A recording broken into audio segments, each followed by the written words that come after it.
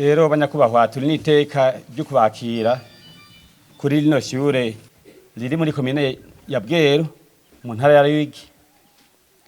Ni ishure ryakira abana b'imitumba itatu itandukanye. Hariho abasanzwe bavuka kuri no mutumba wa Bigombo, nagice gitoyi cy'abava ku mutumba wa Kirambi, n'ikindi gice cy'abava ku mutumba wa Bweru. Ni ishure rero ryatanguranye n'abanyeshure 683. Rero ubu tukaba dusigaranye abanyeshure 669. Hariho abagira neza bari bashoboye kwegeranya ibitabo bitandukanye nkuko mubibona aho imbere yanyu. Ibitabo twovuga ko mashuri mato mato, aho twovuga nk'ibitabo vy'ikirundi, ibitabo vy'icongereza, ibitabo vy'igiswahili, eka n'ibitabo vy'igifaransa. Uyu munsi rero abagira neza bari bavuze ati reka tuje hamwe turabe ingene twashikiriza ivyo bitabo. Abo nabo sabandi nabashoboye kuja mu bihugu bitandukanye kugira ngo bashobore kuja kwiga amashuri yabo hariya. Mu nyuma rero baravuga bati reka turabe ingene twada gufasha mu ntara ya Ruyigi, turabe dufashe ugwaruka abana bakiri bato amashuri mato mato yisumbuye. Niki catumye mwiyumvira kugira ikiciyumviro cyo kugira ati hinge turondere hagafashanyo dufasha abana? Twashitse ngaha nka bamwe bari mu burongozi bwa diaspora y'abarundi baba mu gihugu cy'u Burusiya, tukaba twaje gushira mu ngiro zimwe mu ihangiro twiha muri ico twita diaspora. Twavyumviriye kubera ko mu mahangiro twiha harimo guterera mu iterambere ry'igihugu. Ikindi nuko leta yacu, leta mvyeyi, leta nkozi, murabona ko imaze gushira inguvu nyinshi cyane muri igisata c'indero, kanatsinda indero.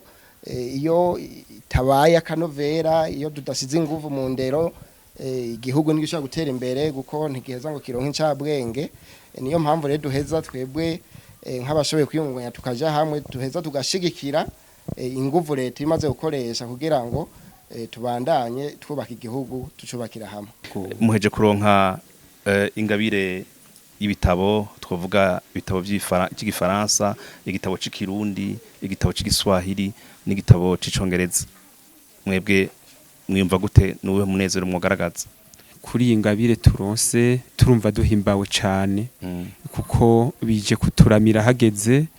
Amashure turongoye arafise ubukene budasanzwe mujanye n'ibitabo, none rero turakengurutse gose aba bashitsi biteka batwiyumviriye ko bakatuzanira ibitabo kuri iri shure. Ishure vy'ukuri rifise ugwaruka rwinshi, ni kuvuga ko rero ukenera n'ibitabo vyinshi n'ibindi bikoresho. Hano rero kumwe abana mubona baje kuronka ibitabo, reka ndabasabe bagaragaze umunezero, batubwire ingene biyumva. Ndanezerewe cyane, baragahora baratugendera n'abandi bazi babagendera.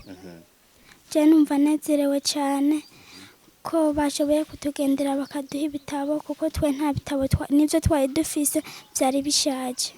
Bwa mbere hoho nagira mpamagarire urugwaruka riko rurakura rumenyere gukoresha neza ibitabo canke n'ibindi byose mfasha nyigisho baba baronse bafashijwe n'abavyeyi, abarezi, kugira ngo ibitabo biba bibonetse canke cyaco cyose gifasha mu gutanga inyigisho gishobore gufatwa neza kandi gifashe benshi bashoboka, gikore ico cyategereza gukora kandi mu bungabunge ivyo muba mwaronse kugira ngo bize bifashe n'abandi.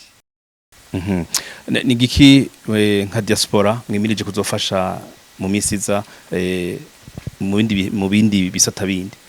Iyi diaspora rero novuga wanashaka ni diaspora nshasha itari bwagere kure cyane. Twari tucisanasana mugani novuga ati ibikorwa turavyuguruye mu myaka iri mbere ku mwaka uza. Ibikorwa nk'ibi bizoheza bitunganywe na cyane ko iyo himirije gukorwa ibikorwa nk'iki turaja hamwe tukaraba ni ikihe gisata cy'igihugu by'ukuri gikeneye ubufasha. Muri ico gihe turaza tukitunganya hama tugashika kwihangiro tuba twihaye.